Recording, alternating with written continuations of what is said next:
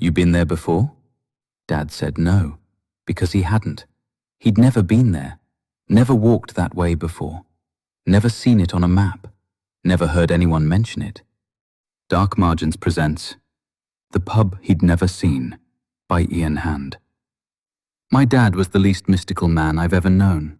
He didn't believe in God, didn't believe in ghosts, didn't believe in an afterlife, reincarnation, spirits, aliens, fate, or anything that couldn't be fixed with a spanner or explained with reason. He wasn't cynical for the sake of it. He just didn't have time for nonsense. If he couldn't see it, touch it, or prove it himself, he wanted no part of it.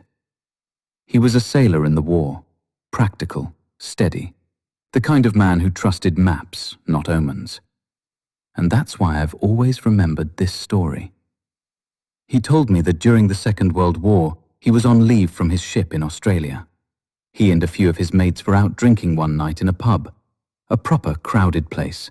Loud voices, cigarette smoke hanging in the air, glasses clinking, everybody half shouting over everybody else.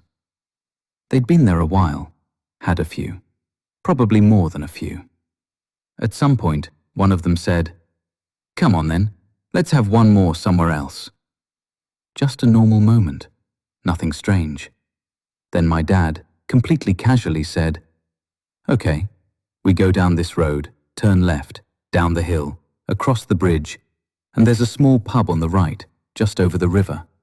Low place, veranda out front, maroon door with a lamp hanging above it." That was it. No hesitation, no thinking, just said it. His mates looked at him. One of them said, "You been there before?"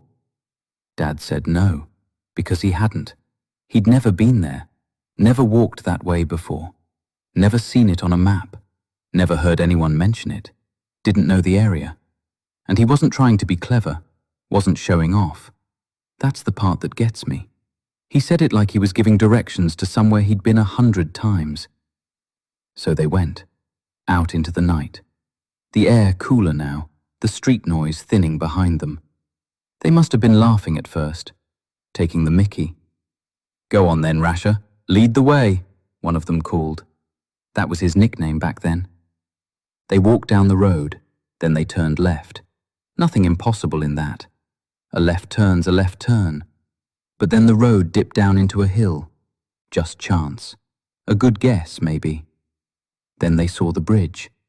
And that's probably the moment the mood changed. Because now they weren't just following a mate who'd made a guess in a pub. Now they were following directions. They crossed over. River below. Footsteps on wood. The night opening up a little on the far side. His mates, Dad said, went quiet. And when they stepped off the bridge and looked to the right, there it was. A small pub. A low place. Veranda out front. Maroon door. Lamp hanging over it. Exactly like he said.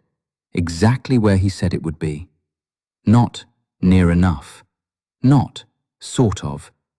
Exactly. And my dad had no explanation. None.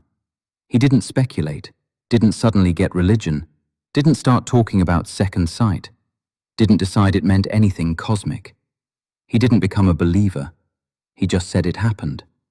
One brief, impossible moment where a man remembered something he couldn't have. Once, and only once. Then it was gone. No lesson came with it. No message from beyond. That's what makes it feel true to me. If it had been anyone else, I might have brushed it off. But this was my dad. A man who believed in wood, steel, weather, and work. It did make me smile, though. The only paranormal experience of his entire life led straight to a pub,